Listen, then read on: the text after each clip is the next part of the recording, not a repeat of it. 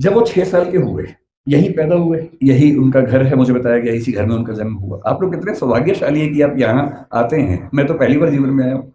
कुछ दिन पहले इंदौर पहली बार मैं आया था 1 साल पहले, मुझे ये नहीं पता था कि इतना पास में वो जगह है, वरना मैं उसी दिन आता। तो मुझे बड़ा आश्चर्य हुआ कि मैं इंदौर तक आया भी और मुझे पता नहीं चला।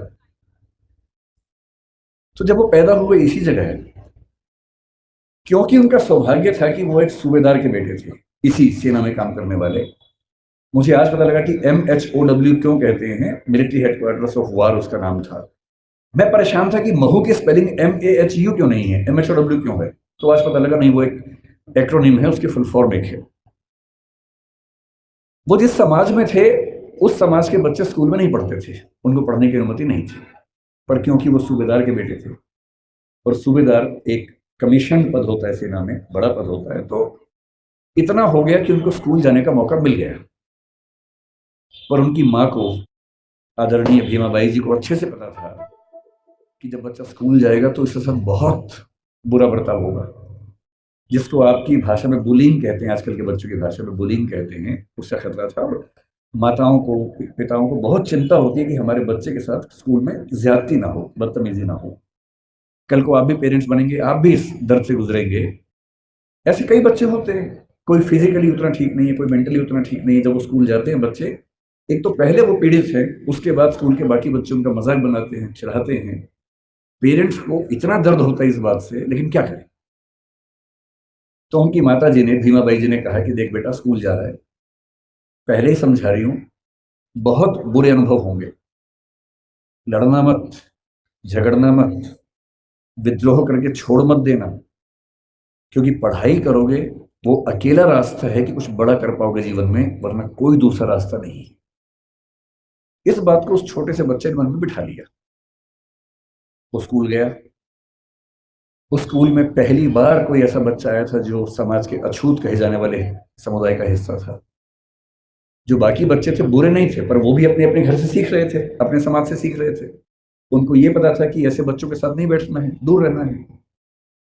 तो व्यवस्था हुई कि वो स्कूल में क्लास के सबसे अंत में, जहां सारे बच्चों के जूते चप्पल रखे हैं, उसके पड़ोस में एक दरी छोटी सी बिछा के बैठेंगे, और दरी भी खुद लेके आएंगे ताकि स्कूल में कोई और व्यक्ति अपवित्र ना हो। अब सोच के देखिए, इमेजिन कीजिए उस बच्चे की हालत, कि एक बच्चा है, अपने घर से दरी लेके आता है, क्लास के अंत में जहां जूते चप्पल रखे हैं उसके पास में बिछाता है, बैठता है, बाद में लेके जाता है। उसके साथ कोई खाना भी नहीं खाता है। तो वो दीवार की तरफ चेहरा करके अपना भोजन करता है जो घर से लेके आया था। उसको पानी पीने की अनुमति नहीं है। आपने ये सब नहीं झेला होगा, उस बच्चे का सोचिए। ये आज से केवल और केवल 110 साल पहले की बात मैं कर रहा हूँ, बहुत पुरानी बात नहीं है, 115 साल पहले की बात। उस बच्चे को पानी पीना है, और स्कूल में पानी की एक ही व्यवस्था है कि जो पानी का नल है या घड़ा है, उसे वो नहीं छू सकता। तो एक चपरासी है जो उसको दूर से पानी देगा तो वो पिएगा, वो घड़ा नहीं छू सकता है। और ये बात कोई और नहीं कह है, डॉक्टर अंबेडकर ने खुद अपनी आत्मकथा लिखी है। वो उस समय छप नहीं पाई थी, छपी 1990 के आसपास है। अंग्रेजी में उस आत्मकथा के कुल 6 अध्याय हैं। उसका नाम है वेटिंग फॉर ए वीजा। ये उन्हीं की पुस्तक है। उसमें केवल 6 अध्याय हैं, जिनमें से 4 अध्यायों में उन्होंने अपने अनुभव बताए हैं और 2 में बाकियों के अनुभव बताए हैं। और जो पहला अनुभव है वो यही अनुभव है। और वो साफ लिखते हैं कि अगर किस दिन, बच्चों अभी मैं जानता हूँ आप बहुत बेचैन हो गए, शरारत करने का मन भी होगा, लेकिन जिनकी बात चल रही है ना, उनके सम्मान में थोड़ा शांत रहें और सुने, है ना, समझें उसको। चंचलता इस उम्र में होती है, लेकिन थोड़ा सुन लीजिए, क्या हो गया, फायदा हो जाएगा, कुछ नया सीखोगे, है ना। आपकी उम्र से बहुत पहले अंबेडकर जी बहुत सीरियस हो गए थे, इसलिए वो अंबेडकर जी हैं। तो अब तो सीरियस हो ही जाना चाहिए। और जिस व्यक्ति की बात चल रही है उसका कितना एहसान है हम पे, आपके समाज में विशेष रूप से, ये भी समझना चाहिए। जिस दिन चपरासी नहीं आएगा उस दिन पानी नहीं पी सकते हैं। उन्होंने एक वाक्य लिखा अपनी आत्मकथा में, नो पियन नो वाटर। उस समय ऐसी बोतलें नहीं होती थी जो भी आपको बढ़ रही थी, जिन बोतलों के लिए आप हाहाकार मचा रहे थे, उस जमाने में नहीं होती थी।